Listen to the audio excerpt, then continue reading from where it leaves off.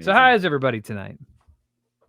If you are unfamiliar with what we do on Thursday nights, it's a little a trial feature, but Devin and I here, a couple months ago, we started SideQuest Strategies, which, just to briefly go over a quick intro, is basically just Devin and I wanting to share all of the stuff that we have learned in posting content, making real content for real people that builds real communities, and not I feel like there's a lot of fake nonsense BS out there, which we're going to cover some tonight.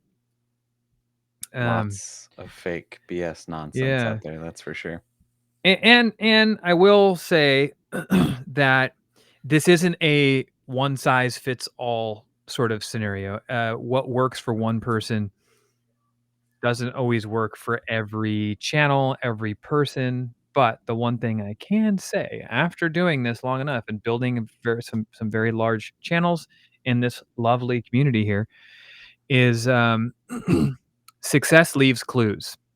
And if you're willing to follow that trail and do some modeling and check out, pay attention to the clues, then it's actually not incredibly complicated to replicate. And that's what Devin and I, that's our mission, right? That's what we're doing. We're trying to do, at least, because I don't know about you, but for the first year and a half or whatever of my journey, there wasn't nobody there holding my hand. I was just figuring this shit out for myself, watching those videos and being like, I did that and it didn't work. So for sure. So what is so anyways, that's SideQuest Strategies. We have a private Discord server that we do one-on-one chats with after this live stream. And every Thursday night for the time being, Devin and I here will be popping onto my Twitch channel, the YouTube channel, right? The SideQuest Strategies YouTube channel, and it's also being broadcast to the Discord if you are part of that. And we'll be going over some of the things that we feel like need to be talked about a little bit more in a little more detail. We usually roll for an hour and a half, whatever, however long. 3-4 hours maybe, and then we hop into the Discord and we do one-on-ones. And in the Discord, you can ask Total Trek. We actually do we do video chats with each other, where Total Trek's been in there talking about all of the awesome content that he's been starting to create, and any questions that you might have, myself and Devin are happy to apply the things that we have learned in the process of doing what we do. So what's on the agenda for tonight? Absolutely. So tonight, so we a lot of what we've talked about these last couple of weeks has been, I don't want to say like theoretical, but I feel like it's been really high level stuff, right? Like last week we talked a lot about burnout and kind of how that can affect you as a creator, right? And the week before that we talked about like just negativity in content, negativity in your own content, negativity from your community, from all that kind of stuff. So I wanted to do something a little bit more tactical for people, like give people some real like hard things to be able to do and try, and literally just improve your content. So one of the things that we were talking about in the Discord server earlier this week was just the idea of introductions in your content.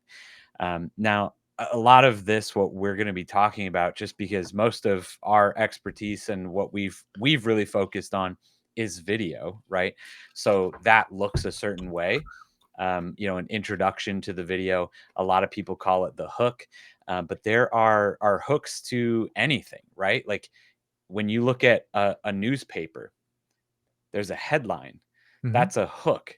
That's there to get you to read the article in the newspaper, right? A movie So like, trailer. exactly, a movie trailer is another perfect example. So this applies to everything, even in just other in a Twitter post, in an Instagram photos post. Like you need something to hook people in, to get them to continue viewing, to get them to want to come back, right? And do whatever it is. So I just want to say, like, a lot of what we're going to be referencing tonight is like video content, YouTube content, Instagram Reels, TikTok, that kind of stuff. But this all can be kind of blanket applied to whatever you want to do. Yeah.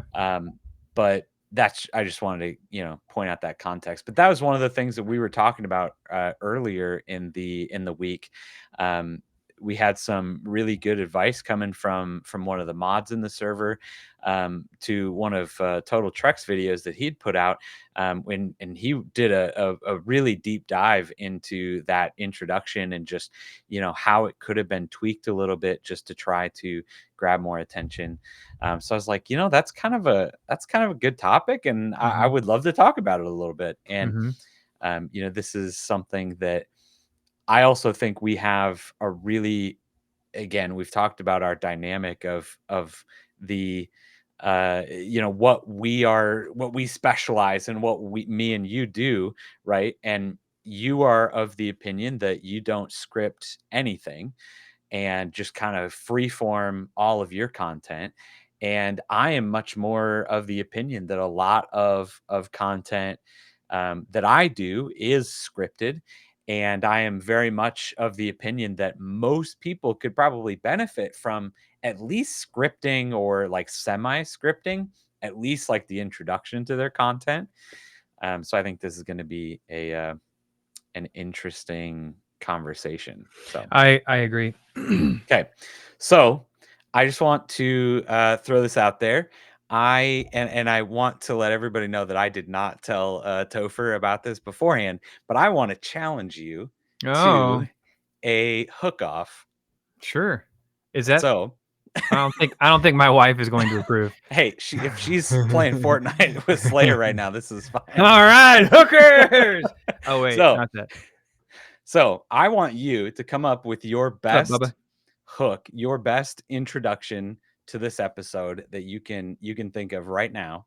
Mm-hmm. And I then have mine, and I would like everybody to vote on which Oh, best hook. you got to write yours. I'm just saying, this is the opportunity, right?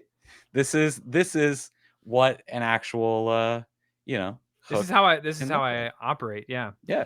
Now, in fairness, I will say, when I make my content, what you guys all see is like anywhere between a 1.5 and a 3 minute video. The raw version of that video usually sits somewhere around 10 minutes.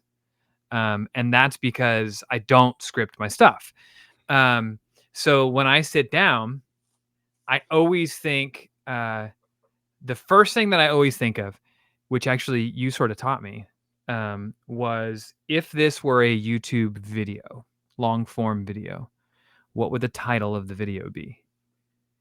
And what do I want people to gather from this video? What is I always try and do like educational stuff or like weird factoids, and those are what most of my videos are. And so, what's the takeaway? What is the takeaway? What would make somebody really curious? And what would make somebody go, well, I want to know what's in there? Like the briefcase from Tarantino's why am I drawing a blank on the name of that movie with John Travolta and Bruce Willis and fuck. Why am I drawing a blank on the name of that movie? Come on. Somebody help me out here. No, But I feel like you're just stalling at this point. You're not no, taking my no. challenge. So I'm definitely going to take your challenge. Don't worry. Okay. But my point is, what I sort of gathered from you, or what I learned from you, was if I can come up with a good enough title, if it's a Pulp Fiction, thank you. Remember the briefcase and it glows? Yeah. You're like, what is it? If you can come up with a hook that is as good as that, it's sold. And so the first thing that I always do when I'm thinking about what video I'm going to shoot, like really good example is every day for the month of October, I shoot 31 days with Tofre. And those are never preempted. I don't know what video. I have no idea what tomorrow's movie is or game. No idea. Last night when we were live streaming, I had no idea what it was going to be until I was ready to shoot. And then I sat down and I was like, Red Dead Redemption, Undead Nightmare. Or like, I'll just go sit in front of my wall of DVDs and be like, and usually the aha moment is, what could my first line of the video be that is intriguing enough to make people watch more? Uh-oh. We lose Devin. Your video, there you are. Now you're on the other side. Oh no, what happened? I'm thrown off. Now I have to go like this. It was me that had issues. What? All of a sudden you just froze and then I appeared on the other side. Well, this is strange. What are you doing over there? Now I'm in the driver's seat? I mean, I think I can do this and I can just kick Topher off and now I'm in control of his live stream. But hey, there we go. There we go. Switching sides is unacceptable to my OCD. that was strange. Anyways, that's how I always think about my videos. And so regardless of whether I'm shooting a 31 days, especially I use 31 days because I'm doing it consistently for 31 days in a row, which if you ever want to challenge yourself, come up with a concept and shoot 31 of those in a row. Not as easy as you think. Wow. Yeah. And then turn around the following month and shoot 25 more. It will, you want to perfect your craft. That's the way to do it. Absolutely. But early on, this is a mistake that I made early on. And this is advice that I've given over and over and over again. The number one way to not start your videos, regardless of whether they're short form or long form content, is, ready? I'm ready for it. Hey, everybody, it's me, Topher. I was going to say, hey, guys. Yeah. That's what hey, guys, it's me, Topher, the video game guy, you know? Yeah. And I was guilty of that. I used to feel like I had to introduce myself. And what I've started doing recently is I've started shooting, this is a challenge that I'm doing for myself. I started shooting videos normally like I would, editing them normally like I would, and then taking the first line, and once I have it edited, taking the first line and removing it out of the video and using the video as is to see how it performs. And oddly enough, it has been working really well. It's funny that you say that because I just recorded a long form video the other day. All I did was respond to comments that I had gotten over the last month. It was one of those kinds of videos. I just went and compiled like 20 comments and just responded to all of them. And then what I did, here's a nice little tip for you guys. I cut each and every single one of those up into a short form video. But what I did, every single one of those, like I started with, all right, and the next question is, and I cut that out of every single short. Every single question, like I cut that little, extra piece off the top. Yeah. So,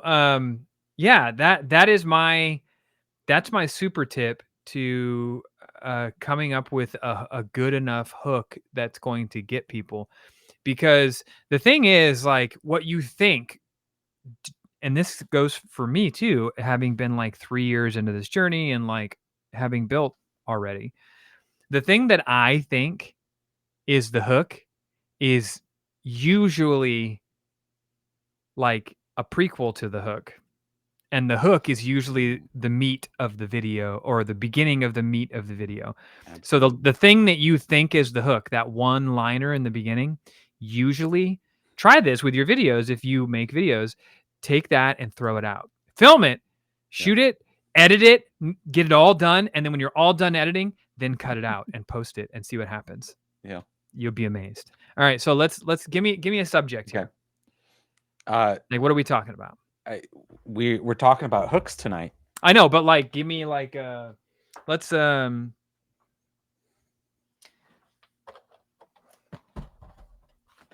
like we're introducing the show, introducing this show, and then whatever the audience votes on is going to become the first 30 seconds of our show.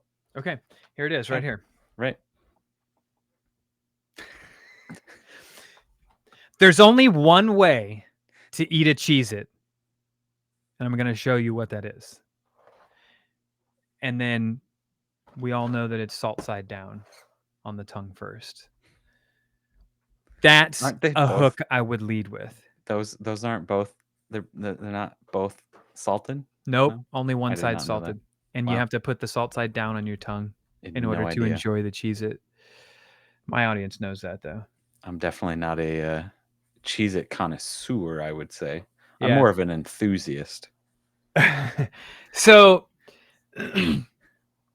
like, do you want people to watch your videos? If you want people to sit through your entire video, here's what you need to do. That's a hook that keeps people engaged Mm. and go like, you have to give people a reason to stay. Think about when you're on your I don't doom scroll, so it's hard for me to like it was hard for me to understand like the format, the hook when I learned to format my own videos and found my flow and found my style. I guess that's a really good way of putting it. When I found my style, it was purely organic, created in a bubble because I don't scroll. I don't doom scroll. I don't follow anybody. I don't follow other creators. And so I had to go back and think about it from like a traditional film storytelling perspective of like, okay, I've watched hundreds of thousands of movies over the course of my life and television shows, and like, what's the thing? What does a TV show or a movie or even music for that matter, like, what does it have to do in the beginning to make me go, I'm interested now. Now I'm interested, and then more importantly, what does it have to do to make me go, I don't ever want to watch that. That looks terrible. Skip. Or like if I were a scroller, if I were Yeah. like with a doom scroll, I'd just be like, pass. Um, what are those things? And I had to think about it from my perspective because, like, truth be told, hooks hooks are one of those weird things that like can be subjective. It Oh, can it, 100%. it can be like, yeah, well, that hook got me, but it didn't get you, or that Oh hook got yeah. you, but it didn't get me. Um, Hmm. so yeah, it is a make 50 videos and then like Yeah. trying to understand the hook because there are plenty of videos that I was like had no idea that I had a hook in and they've gone viral. Oh yeah. And then there were videos that like when I was shooting, I was like, man, that first line is going to get so many people to watch, and then Yeah. it doesn't do anything. Yeah, I think that's one of the things I've seen a lot of beginner creators do is just ask that question. They always start with, what's the most intriguing thing? What's the reason why people are watching? It's because I'm asking this question. So instead of starting like this episode about hooks with, have you ever wanted to know how to write the best hook for your video? Like, yeah, that's why I clicked into a video about how to write the best hooks for my Mhm, video. Like, what? Yes, that's why I'm here, right? Like that doesn't do anything to get people excited about. That's literally why they're here mhm, already. Even though people think that that's the interesting part, that's the intriguing part. But one of the things that I always do, and I always try to lean into, is that emotion that people are feeling. Like, if you clicked into this video because you wanna write better hooks for your videos, why is it that you wanna do that?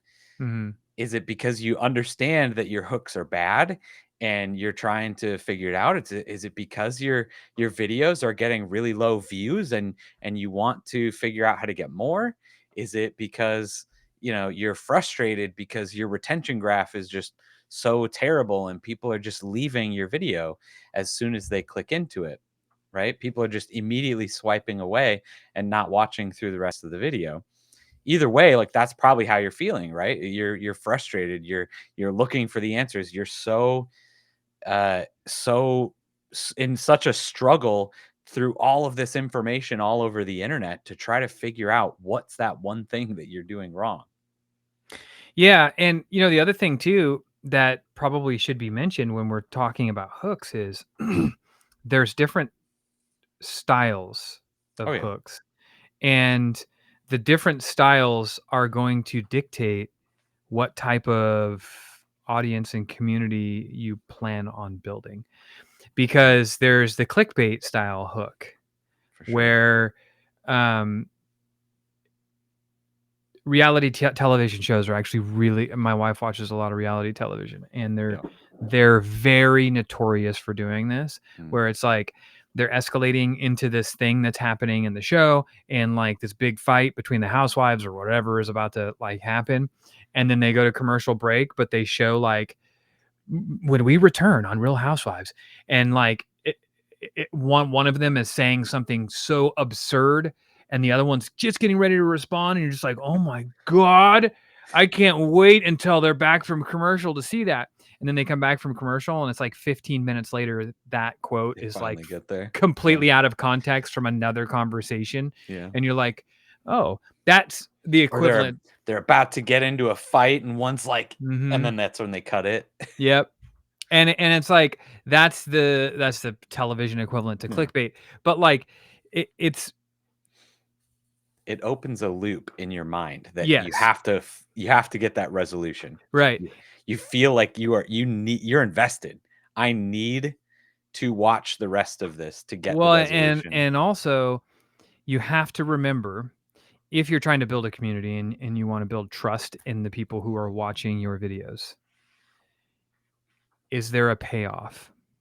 Because if the answer is there is no payoff, you're going to piss people off. Yeah. And if you piss people off, you're likely going to get a video that does well view wise, but you're not going to do anything to build an audience. Yeah. And those are two very different metrics to measure success on. View rate and like how many views you get does not always like is not always the equivalent of like how large your community is and how many people actively come back, your returning viewers come How back many to people are watch your stuff. actually fans of you and your Right. content?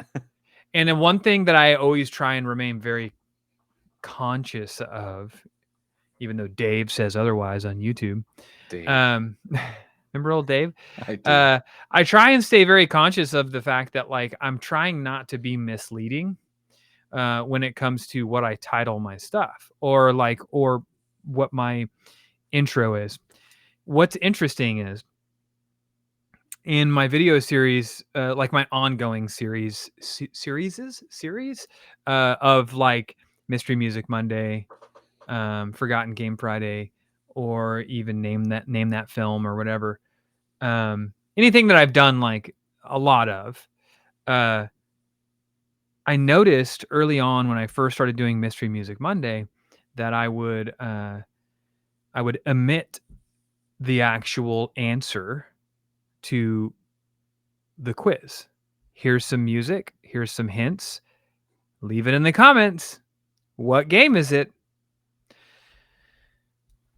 But as time went on, I started testing some things out, and I'm like, well, what if at the end I just give the answer so people feel good about having watched the video?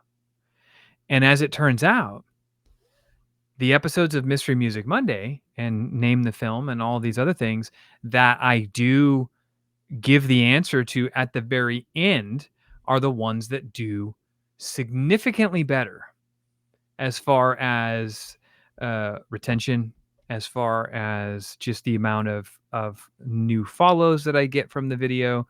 Um, Usually, it depends on what movie it is or what game it is, but usually the comment section is a little bit smaller Sure. in those. But you run the risk, and this is why I say read your comments. You run the risk of pissing people off because they're like, here's the trick, right? And at least this was what I thought. I'll make a video series called Mystery Music Monday. I'll tease some music. I'll give a few hints. I'll even play the music, and then I won't tell people what it is. I'll tell people, hit the comments, and I still do it maybe a little less than 50% of the time. I still won't give the answer. But I found people that were like, oh, my thought was, if I don't do that, then people are going to go straight to the comments, and a bunch of people are going to start guessing, which is going to give me a lot of comments, which is then going to keep the ball rolling on the video.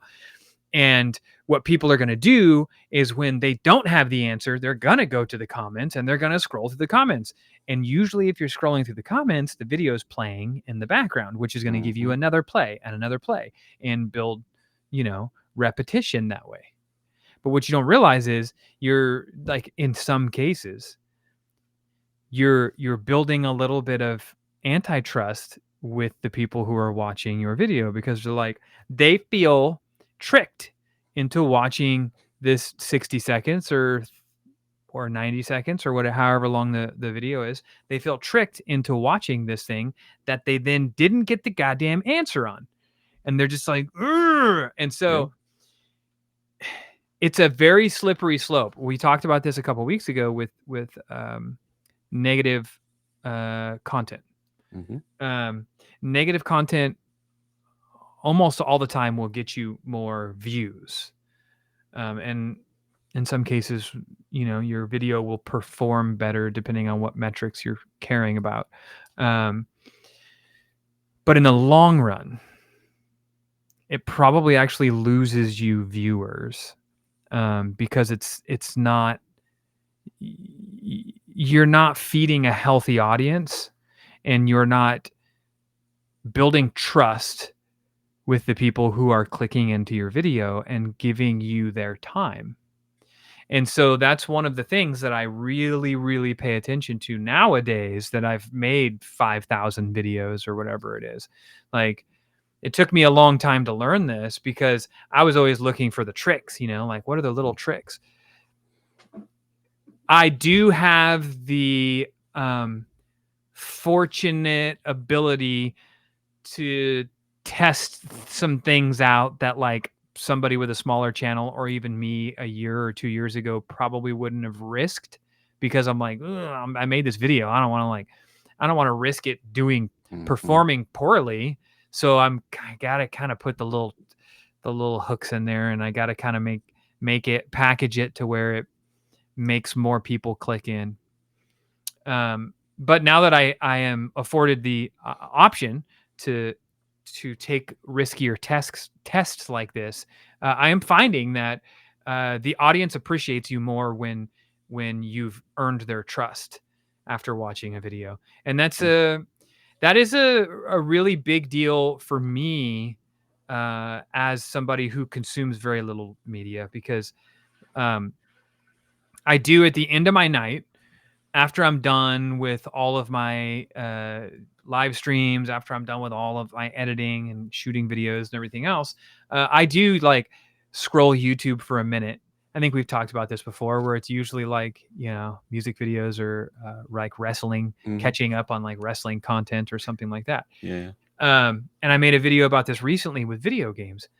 And as you get older, which, I realize that my audience has a wide range of ages, but as you get older, you start to become less tolerant of things that are not respecting your time.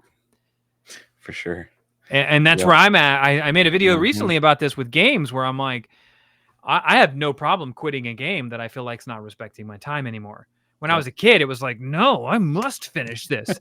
I have to. I'm 12 hours into this. I need to spend these next 4 hours repeating the same thing over and over. Committed at this point. Yeah, but as you get older, you realize that, like, if it's not respecting your time, then it's not worth your time. You could be spending that time on something else. And so I'm looking at videos that way when I produce them now. I think that's why I've leaned a lot more into long form vlogs for my long form videos, and I'm enjoying those more, because I feel like it's giving people, I'm getting less views, and they're not like million view videos and like, making thousands of dollars and all this other stuff. But it's nourishing a type of community and a type of culture that I want. Um, and so it will take a little bit longer to build that community, but it's more of a hard-earned community as opposed to like nabbing 30,000 subs off of one video because, uh, could be, for one of a million different reasons. Mhm. But that's something that I've really started to pay attention to, and I think it's something that you could really only pay attention to as you have been doing it for longer. Like when I was in my infancy of making content and I was posting, and I didn't have a huge uh, subscriber count or follower count or whatever. I would watch these videos where people were talking about Mr. Beast exploring different things. Like I remember when YouTube Shorts first Yeah. kind of became a thing and they were vertical and people were like, vertical video on YouTube, ugh, and everybody's like, well, Mr. Beast is experimenting with just putting the video in there this way. And he's posting all of his videos like that and just seeing how they perform. And it's like, well, great for him because he could still do it and get 10 million Oh, views. yeah. If I post it in there and it doesn't work, I get 2 views. That Mhm. sucks. What a waste of a video. Yep. But now that I'm at that kind of echelon of like I have enough to experiment a little bit, I'm definitely being more picky with the type of content that I produce and just how it's presented and how I really want to respect the time of the people who are watching my videos because those are the people who are, all you guys who are here right now on the live or anybody who watches the videos on a daily basis, you guys are giving me your time. And time is the most valuable currency we have. It's even better than giving me money or anything Mm. because money you can get anywhere. Um, and you can get an infinite amount of it. Not all of us get there, but like you can. Yeah. There are people in this world Theoretically, that yeah. have an infinite amount of money, Yeah. more money than they would ever be able to spend. There's nobody on this planet that has an infinite amount of time, at least not Mhm. that I know of yet. So we're all on limited time. And so for you guys to be able to give me your time, even right now, uh, it should be held with the highest regard.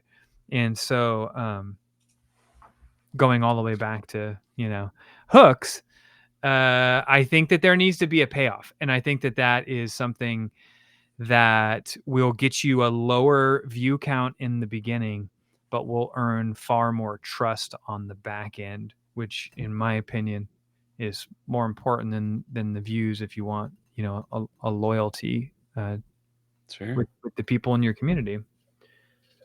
Yeah, absolutely.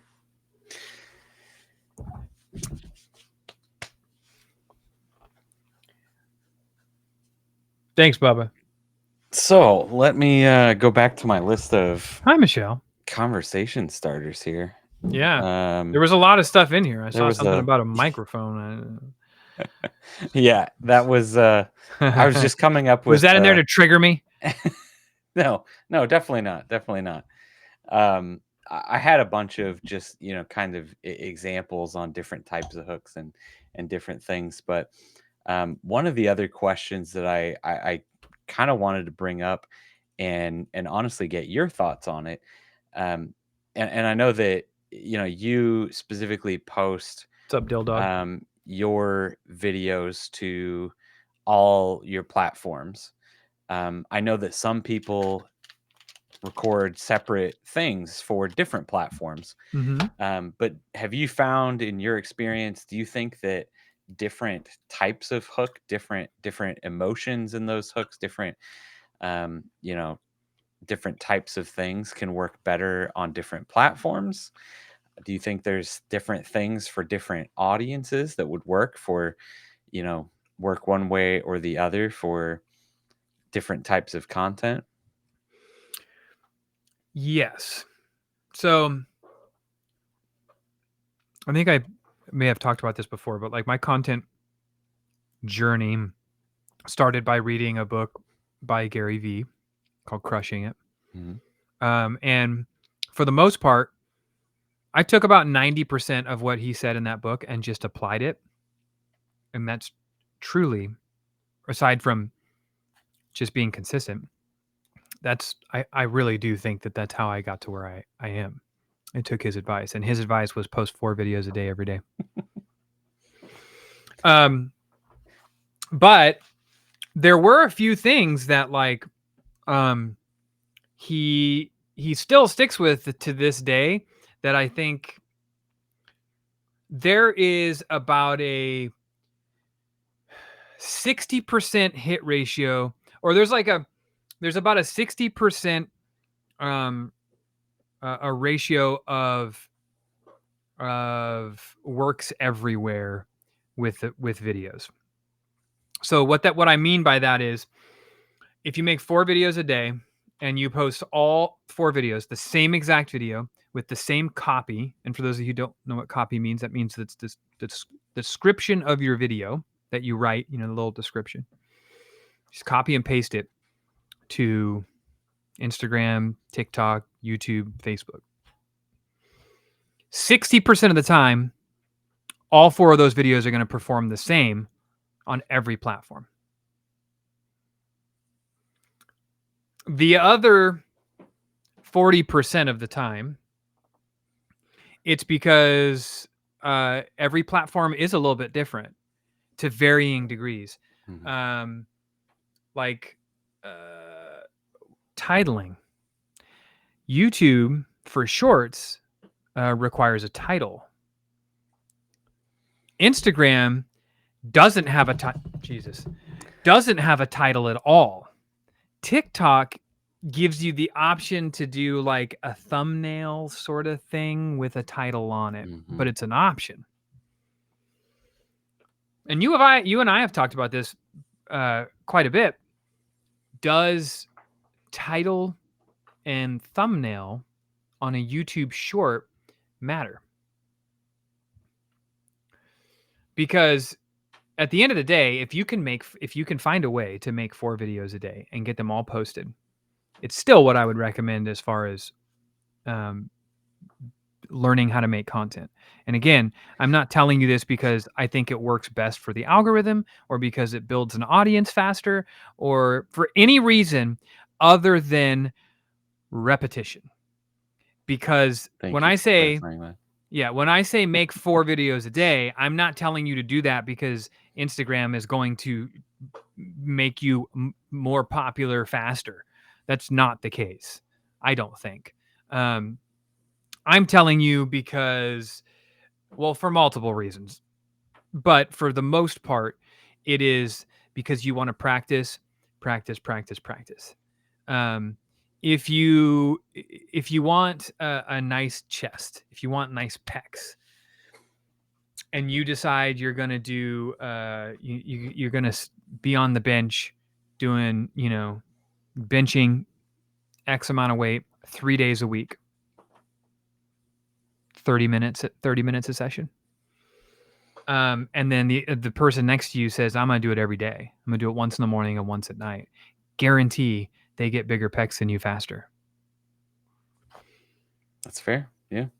And that is the same theory behind the whole like post every single day. Again, 4 videos may be a little egregious. I was just going to say, if you want to use that example, who do you think is going to get bigger pecs faster? Both those people over there are both coming in every single day and doing the thing.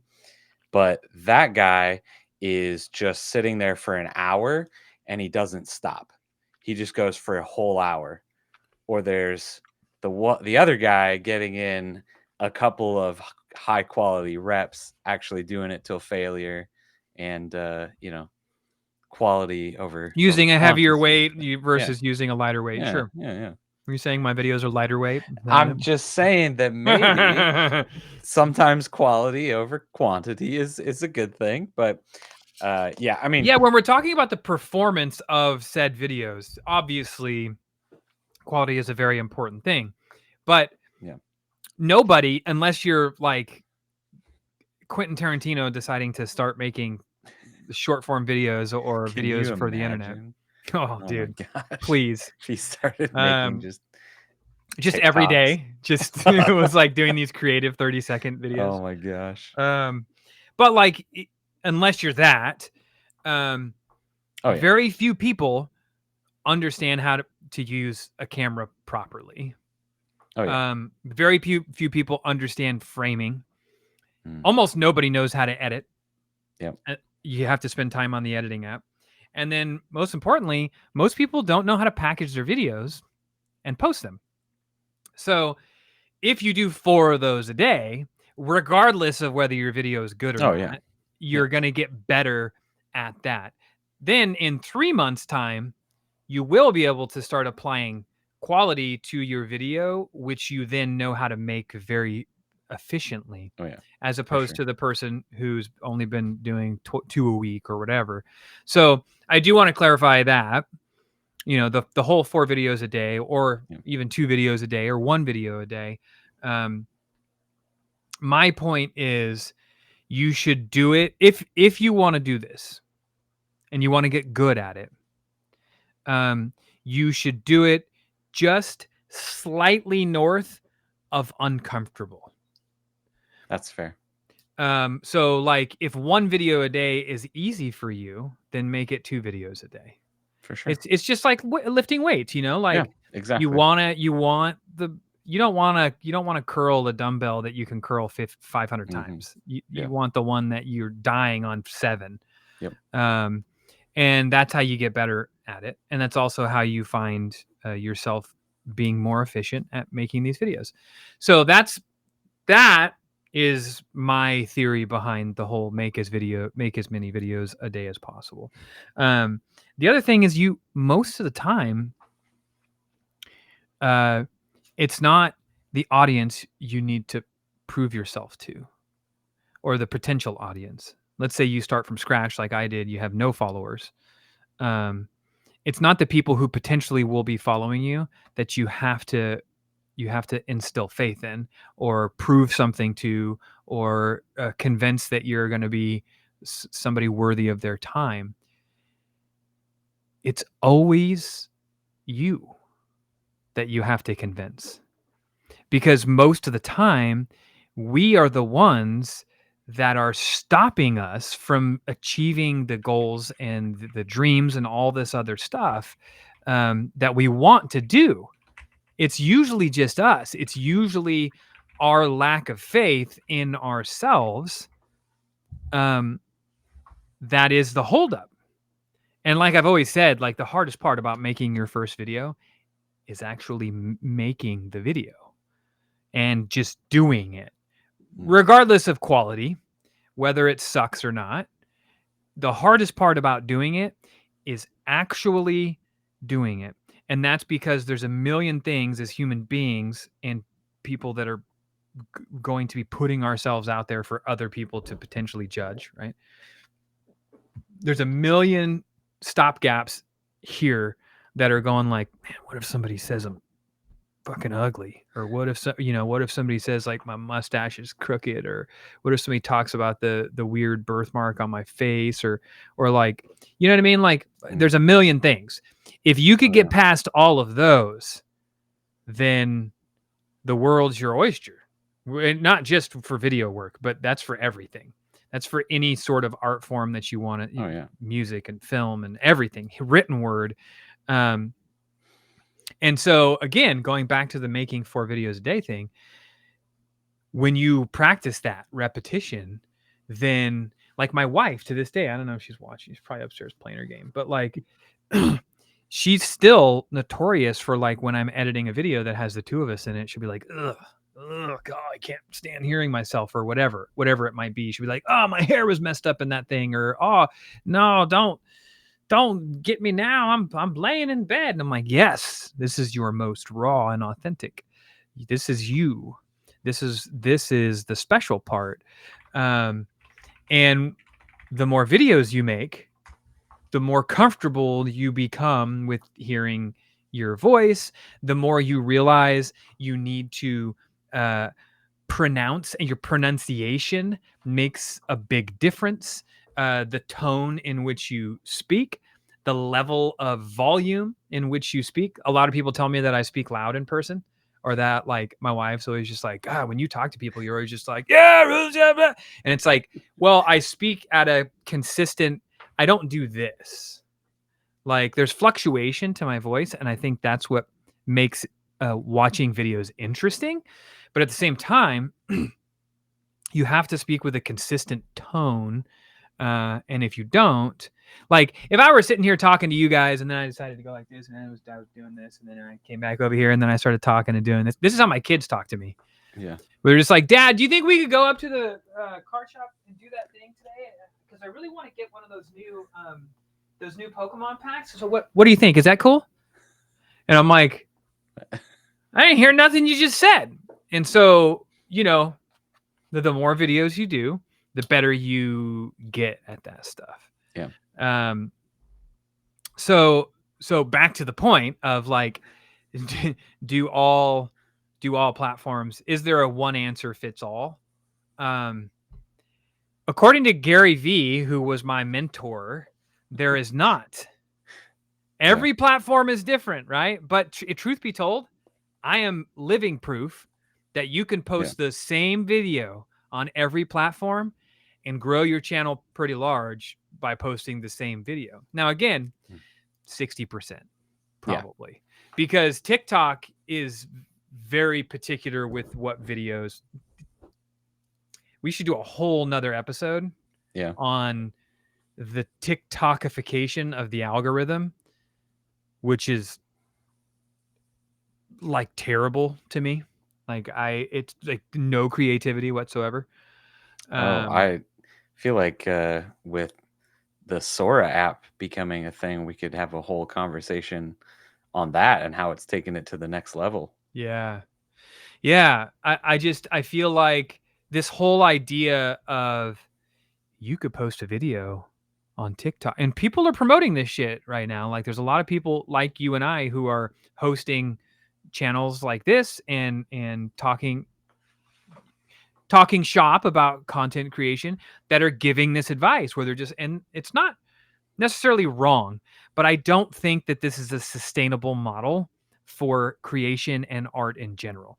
But this whole idea of like the TikTok algorithm is so good that your first video could go viral.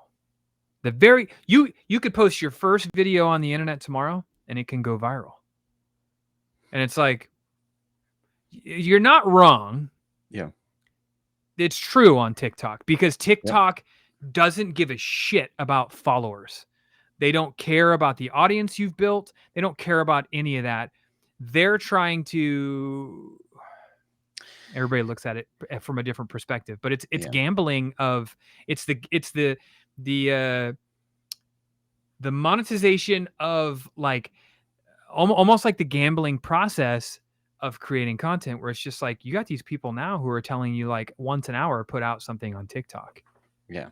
And then eventually one of them will go. Yeah, when you're talking about platforms in particular, TikTok is definitely, they don't care nearly as much about the consistency. They know that if you post something and it's good, they're going to send it out to everybody, because they don't care if you create anything else, because they know that somebody else is creating something that is just as good that they can show after it. Where the other platforms care a little bit more about the consistency. They care a little bit more about having that idea of like people connecting with each other. And, there's that idea behind, okay, I can show this person, there's two videos I have ready to go, right? I could show either one of them next, and they're going to be perfect for the person on the other side of the screen. One of them is Topher's video, and I know that if that person likes Topher's videos, he posts every single day, and he's got thousands of videos in his catalog, that if they like this video, I can show them more and I can keep them hooked for a very long time. This person, it's their second video that they uploaded, and their first one was a month ago. I could show that one. They'll probably really like this video. But if they do like it, then what happens? What do I do next? I don't have anything else to give them to keep them hooked. So Mm-hmm. TikTok does not care nearly as much about that as the other platforms do. Yeah, and I feel like it's breeding. It's not rewarding consistency. It's not rewarding hard work, and it's not rewarding creativity. And I don't like those are three things that mean a lot to me. And I know I sound like the old man content creator probably right now because I'm like, boo, TikTok. But there's a reason why you can look at my page on TikTok and see one video at 6 million views and the video right next to it at 47. Mm-hmm. That's wild to me. Yep. It's wild to me that I can have 200,000 followers or whatever on TikTok. Whatever. I don't know what it is. And I could post a video that gets 47 views. Yeah. Like, crazy. On what planet is that rewarding to anybody? It has to make real content creators, and it's a loose term, but it has to make because people who actually are trying to be consistent about building a community of like-minded people, as opposed to just wanting to get that viral hit. They made a dance video to whatever. Well, and I've said it once, I've said it a million times, and I'm gonna say it again. It really all just, when you want to talk about stuff like that, it's all just what your goal is. You're trying to build a community out of it, but if the guy right over here is just trying to make money, he sees this as a job. He's just trying to get views. The more views he gets, the more money he makes. Like, everybody has different goals in mind. Mm-hmm. Okay, Dildog has an interesting question. I can't tell if he's serious or not, but I'm going to answer it. It's hard to tell with that guy. I can't ever tell. Sometimes he's just. I think it's a legitimate. Sometimes question. he's just stoking the fire, so you never know. But he said, "Where is it? Oh, please explain to me monetization. If a game has music they were able to put in their game, why can't we stream it?" Which is, I think, a pretty valid question, actually. Yeah, absolutely. Yeah. Because it can be very confusing. Mm-hmm. But I'll explain real quick. As a musician who has put out lots of music and has music out there of my own that I am not allowed to use. So it's interesting. It's very weird. As an artist, as a musician, we want to be compensated for our art. And again, this isn't every musician. Like, for instance, with the exception of Control Z, our third record, you could use any Life in 24 Frames music you wanted, and there would not be a split revenue. There would not be a takedown. There wouldn't be, you wouldn't have to worry about any of that. That was a choice that I made as a musician because I'm a small musician. I don't make any money off the music. So my thought is I'd rather have just as many people hearing my music as possible, because it doesn't matter if I'm not make a buck off of it. It doesn't matter. But in the case of video games that are using licensed music, you can stream a Mario game. I could go stream Super Mario Brothers Odyssey. That music in that game was written and created by somebody in-house at Nintendo and belongs in that game. If I'm playing Tony Hawk licensed that music to put in their game, which means they paid X amount of dollars to have that Pennywise song or whatever in their video game. I then go stream the video game. I'm allowed to stream the video game because Activision allows for that. Activision paid for that song, licensed that song to be in their video game. But I have not licensed the song to be in my video. If I paid, if for whatever reason I was like Mr. Beast or whatever, and I was like, no, I want all of that music to be then I could go to, BMG, Sony, Warner Brothers, whoever owns the song, pay my licensing fee, and then I'd be able to use them in that music. It's the difference between a development studio, like if we're talking games here, it's a difference between a development studio using licensed music and paying the music license for their game, or creating an original soundtrack for their game. Because Nintendo doesn't own the music that's in Tony Hawk Pro Skater, but they own the music that's in Kirby Air Riders or whatever. So that's why you would get demonetized. Like going back to what you asked about monetization, for most of the video work, I could play Fortnite without having streamer mode on, and it's not like anybody. I don't think anybody would shut the stream down because but you would be demonetized because you are then making money off of the music that you don't have the rights to. You're using somebody else's art to make money. To simplify it, even more, it is all about the money. The game publisher has paid their fee so that they can make money from that music. We have not paid our license fee to be able to make money from that. So you can play the game at home for personal use because you're not making money off of it. But as soon as you put it on a YouTube video, as soon as you put it on a live stream, you're potentially making money from it, and that is a no-no. So Ryan says, so I could not say have a listening party when a band drops a new album. No, you totally could. Like, you mean like, could I stream? Like, could I live stream a listening party? I totally could. My stream would be demonetized, probably. So there's, again, I don't know all the details about exactly how that works, but I can speak at least to YouTube.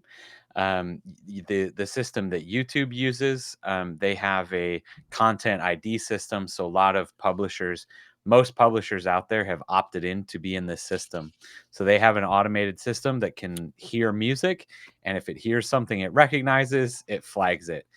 And so as of now, any of the publishers that have opted into that content ID plan have just have basically get the monetization from your video. If their music is in that video, any money that video makes via AdSense goes directly to the publisher of that music.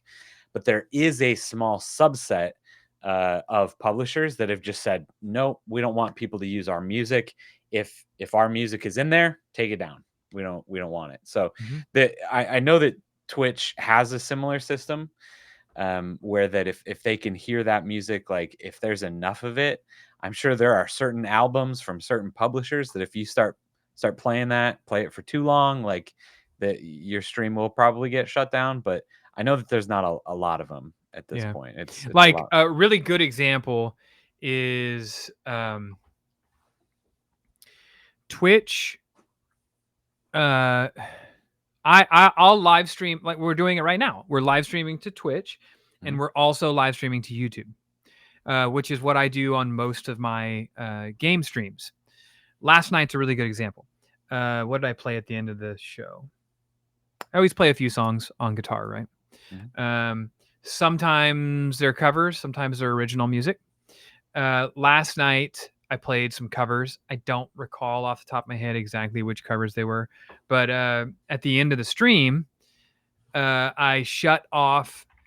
I shut off my YouTube stream, and within like 30 minutes, I had an email from YouTube telling me that I was sharing revenue with someone else. which most likely was one of the musicians that I played their song from. Twitch, on the other hand, I don't get that because I have you guys subscribing, or some of you subscribe, right? So you're paying a subscription fee, and that's what monetization wise, that's what I get paid from Twitch. But the people who are watching on YouTube are not paying a subscription fee. It's just strictly AdSense, and that AdSense then needs to be split with, if I play at the beginning of this stream, I played a Michael Franti song, right?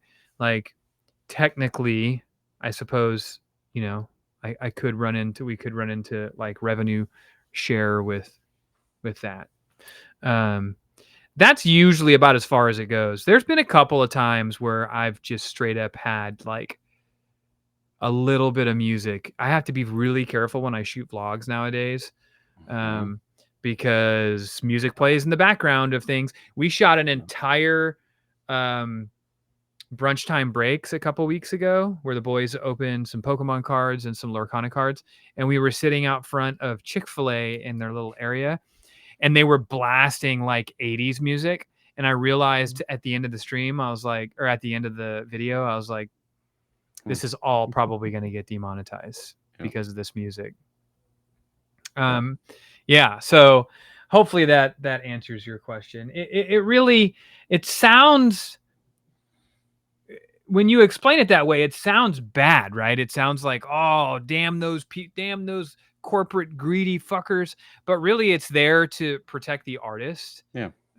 Like myself. Like, obviously, there are fringe cases where, like, if you, even if I post something from Control Z, which is my third record, I didn't put that out. Sony put that out. So, like, I still get flagged and get takedowns on my own music that I wrote, but it doesn't belong, the masters don't belong to me. Yeah. So, and I mean, the nice thing is all of those, safeguards are there for everybody too, right? Like, as soon as you upload a video to YouTube, the audio and the video is cataloged. So the second that somebody else uploads the same video, the same audio, you get a notice and it says, "Hey, was this you? Did you mean to do that? Do you want us to take this video down? Because we know that you own this video." So the same, kind of safeguards are there for everybody too. Yeah.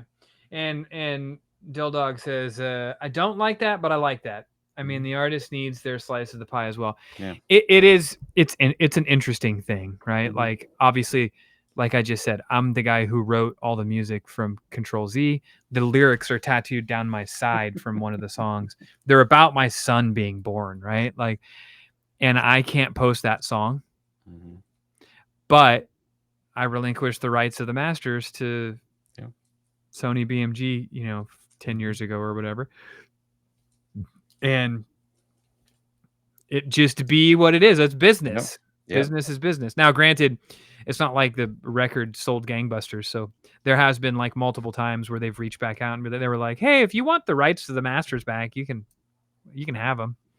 And I'm like, "Yeah, we'll do that sometime." So I've been meaning to do that, but I digress. Yeah. Well, that's good. All right, so do we have any other like little point that we want to make before we migrate over? Any other little points? I don't know. Or does anybody have any questions? Yeah, I mean, we've kind of just been answering some questions like we did last week. Which is fun. I like that. Yeah. It'd be nice if small streamers, creators got a pass until they hit a certain level of followers or subscribers. Yeah, that's a slippery slope too, though. Right? Like, if a Life in 24 Frames record like blew up, right, and everybody was using the music, or everybody loved the music, it was getting like I guess records don't sell anymore, right? If you were getting lots of streams, as the artist who wrote that, like I would want to be able to prosper off of my success with Mhm. that. And so regardless of the stream, large or small, it's my art. And I would, I would probably feel a certain way. I feel the way that I feel right now because none of my music has ever blown up. So it's easy for me to say like, fuck it, let everybody use it. Metallica, what's wrong Mhm. with you, greedy assholes? But it's like, I understand. I totally get it. Mhm. Yeah. Remember Cult of Personality on. Yeah, I do remember that. So it's only Control Z. So the other albums are fair game for you to play. Yeah, it's only Control Z. Control Z is the only album we've ever put out on a label, and it ended up being like the most fucking fart in a spacesuit experience ever. It was just it's nothing. It is nothing like you would expect. It was like, yeah, I remember when we like got that deal and we were like, yeah, we've made it. And it's Did like, it? Yeah. it did nothing. Hmm. Absolutely nothing. I guess we probably had bad reps. Like it was just like, it did nothing for us Yeah. except for the fact that I can't use my own music. I mean, that's fair. A fart in a spacesuit lingers. Yeah, well, to the person, to the astronaut, it does, but nobody else experiences the fart. You know what I mean? It's just floating around in the spacesuit. So yeah, I mean, like I guess I float around with my own music for forever, but nobody else gets to share in the beef. You know what I'm saying? Yep. That Remember is when true. Xbox let us put our own music downloads on their system? Yep. I do remember that. I used to love like God, it was like during the extreme sports games days where it was like every extreme sport had a video game. There was like Mm. wakeboarding, inline skating, and skateboarding, and fucking razor scootering, Oh and my gosh, the Razor scooter game. yeah. I do remember that. And I used to uh, take CDs, burn them to the hard drive on the Xbox, and then you could play. Yeah. You can play the music while you played the Mhm. game. What a cool Good thing! times. Yeah. Remember? Should I make a video about that? I feel like It's a good one. yeah. How do you explain that though? That's probably gonna take too much Yeah. scripting for me. Yeah, there's not a really good That's where I good draw the hook line. for that. There's a it's a good story, but I how mean, do my you my my explain? immediate hook would be like, Yeah. this is how we used to listen to music while we played games back in our day. Whatever, something like that. Yeah. Like I tried to do with the faceplates. There's a Razor Scooter Game Boy Color game. I am aware of that. Mm-hmm. Does anybody else have any questions about like what we've been talking about tonight? Mostly like creating hooks and the importance of hooks and that sort of stuff. MPXPL. I'm not gonna lie, I don't know what that means, but I thought you were saying MXPX, like as in the punk band. MPXPL. Was that the name of the like the protocol or whatever? I downloaded every single one of my old wrestling soundtracks to Xbox. Yeah, me too. Legends of Wrestling, because they didn't have licensed music in Legends of Wrestling, and so I had to have the Hulkster come out to Real American. His song. Yeah, hooks be important. Got it. Hooks be important. Yeah, I mean For they're sure. pretty important. Yeah. I would say that it's an The important thing. the way that I've always explained it to other people and just thought about it is that I always see, and I'm sure I explained it to you this way too. Like I always see content creation as a funnel, right? The you want people to get to the end of the funnel. You want them to and that end of the funnel can be different for everybody, right? That can be subscribing to your content. That could be clicking on a link and buying something. That could be just becoming part of the community. But the very beginning of that funnel is like just there's a whole lot of things that I put in the funnel, but up at the very top is the hooks to your content, right? Mm-hmm. The amount of people that get into your video is going to be the absolute most amount of people that you're ever going to get, right? Then there's only going to be this many people that make it to the middle of your video, this many people that make it to the end of your video, and then this many people that actually subscribe, or do whatever it is that thing at the end of the funnel. Yeah. Right. So the more people that you can get right up here, you can get interested and get continuing down the funnel, the better, right? Yeah, So that's why at the very end of your video, the very last frame, you should always hide something for the real people. Throw like a nude or something in there. Those are always fun. that's an option. Yeah. And you're going to have to stick around to the end of this video to see if we do that. Well, you thought the blue joystick was... Yeah. Wait till you see the peach joystick. Just kidding. God oh dang my it. God. Yeah. Okay. Well, Michelle, you said something about a raid. Did you raid last night? Did you like my raid last night? I missed it. Did you raid into my channel? Diabolical. You guys have never noticed like at the end of every single one of my videos, there's always a nude. I don't know how nobody's ever pointed that out, but I mean, it's not of me, but yeah, it is purely a picture that I found on a Game Boy camera. That's it. God. Oh, they thought you were the raider and they gave you the shout outs? I left right after I raided. That's hilarious, though. That's awesome. I like it. You noticed you just kept it a secret? Yeah. Did anyone have the DVD controller? Heck yeah, I did. I still have my DVD controllers. Definitely do not have that anymore. You were embarrassed, Michelle? You should have been like, yeah, we just came from playing retro games. That's right. You should have just embraced it. Yeah, lean into that. Yeah, but you guys are really trying to get us to eat that damn pepper, aren't you? I've seen that. It's been going crazy. I'm not into it. My wife started this. She thinks it's funny until she has to eat that fucking pepper. Oh yeah. Yep. Because I wouldn't even... I haven't even handled those peppers yet. I'm afraid of those peppers. I'm just excited because you guys are almost there already. No. What do you mean? I'm gonna cancel it. I'm refunding everybody. So is it only if you catch it interested. before, or if it hits 1 million, like you're gonna? We need to get Total Trek over here so he can eat the hot pepper. It's at 39%. Yeah. Yeah.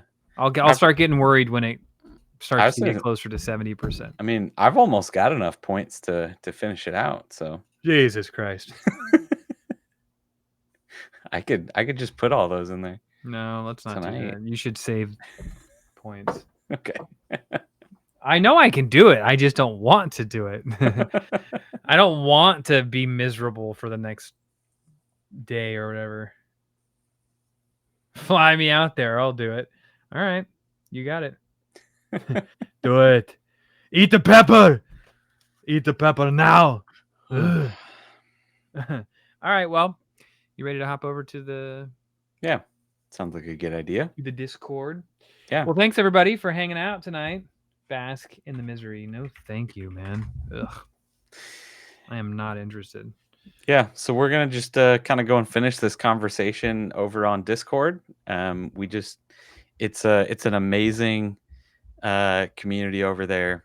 Bunch of amazing people, and we just, instead of having these conversations, me and Topher at each other and just talking, it's a much more back and forth kinds of group conversations over there. It's a whole lot of fun. So if you're interested in joining us, if you're interested in starting to take content creation seriously and you want to reach your goals, whatever that might be, it's a financial great place to freedoms. There's that option. Yeah, I mean, here's the absolutely. thing. Everybody should be doing you'll never experience true happiness and fulfillment, whether it be with your family or just in your own personal life in general. You will never experience that, and I can tell you firsthand, until you have done what you are incredibly passionate about for a living. There is nothing like it, and most people don't get to experience that in life because we have been taught for a very long time, especially like my generation and millennial generation have been taught for a very long time that that is not a viable option. You have to choose the it's almost like voting. I mean, who's the shittier one out of the shittier people? Like and it's that way with jobs. Every once in a while somebody might be fortunate enough to like land a job that they like for the most part. But just imagine doing something for a living that you fucking can't get enough of. An 8-hour workday will feel like nothing. It'll feel like cake. So so we are here to help you guys make your vacation your vocation. Wow. That Because that's sounded what I like you want to do. scripted that. I didn't. We weren't even talking about outros. You weren't supposed to waste such a good outro. That was going to be Dang it. next week. Oh, Jeez. shit. Okay. Well. All right, guys. It's been Topher A signing off here. Seacrest out. Yeah, but seriously, as hard as life is for me right now, going through lots of transitional stuff and like the growth and all of that stuff, it feels very painful. There is nothing like working hard and making a living by doing the thing that you are incredibly passionate about. It is the most fulfilling thing that you will ever experience in your life. And it's unfortunate that most people of our age and our generation not only have never experienced that, but will likely never experience that in their working career. Sure. Luckily, you know, if we're good enough with our kids, then our kids will understand that happiness and fulfillment in their life is far more valuable and trumps everything else. Because man, there's no other way to express it without saying like, well, you just like, sort of have to experience it to like to get it. It's really crazy. Team DevToph. I like it. Hey, Ramrod. Our Ramrod. All right, guys. All right. Well, thank you so much. Yep. We are going over to the Discord now. Good night. Enjoy the journey.